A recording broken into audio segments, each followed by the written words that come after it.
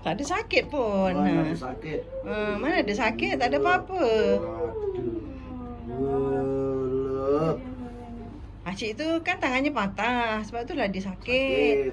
Ni mana ada apa-apa adik. Adik okey lah. Kakak tengok kakak. Tak nak dah. Tak nak tengok dah. Wes menengah. Dah diam. Kamu main tidur kan? Kakak esok sekolah kan? Kakak tadi kan? Dia kenapa demam ke apa ni? Dia demamnya on off. On. Lepas tu kan semput. Dah berapa kali masuk gas. Dah gini piye gitu terus antara ni. Ya engkau meneng-meneng stilut naik kan kau ya iso. Lepas tu napasnya kan kadang-kadang ni. Tak ada apa-apa pun. Kan tak sakit pun. Allah. Alah adik pun. Macam lah tak tahu Cik Sorry macam mana. Halah. Yang tu hari kau bagi krepek, kau bagi gula-gula. Dia dah lupa terus.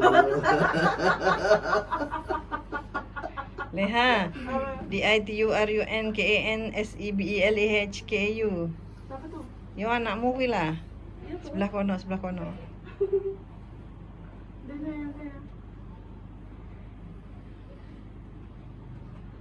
Sebelah. Sebelah ni. Dia anu urut ni. Urut ni. Ha. Urut macam mana? Dia ni bantal tu dah lah. Ha. Ini sebutnya Raiwan. Tak. Gitu. Ya, aku nak mama. Walah anak. Patut semput. Kau macam abang Adam ni. Kurus sangat. Dan kurus sangat, kurang banyak makan ais krim. Ya, bukan banyak makan aiskrim lagi. Dah masuk dalam peti ais, dah campur dengan ais-ais semua.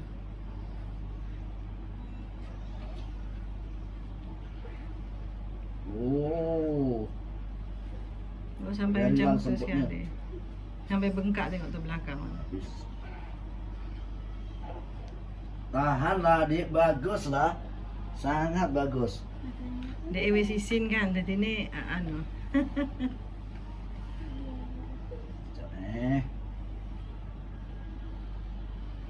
Kan sayang macam ni. Ya. Ianya apa? Teman-teman ya. Teruk sampai bengkak sekali teruk.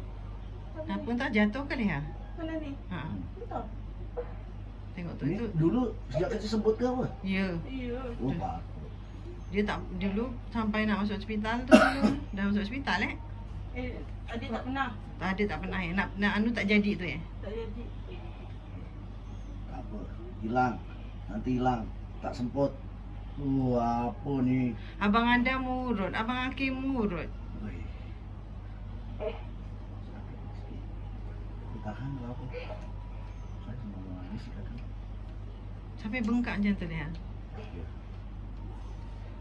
Kita kehil. Taklah, kau ni anak tak pernah diurutkan.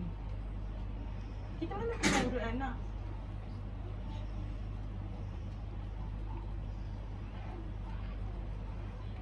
Kan sedap.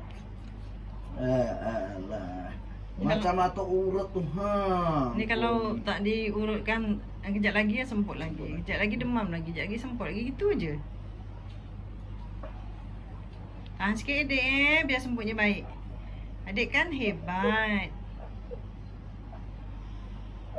Sakit apa nangis ya? Sikit lah. Sikit lah. Allah.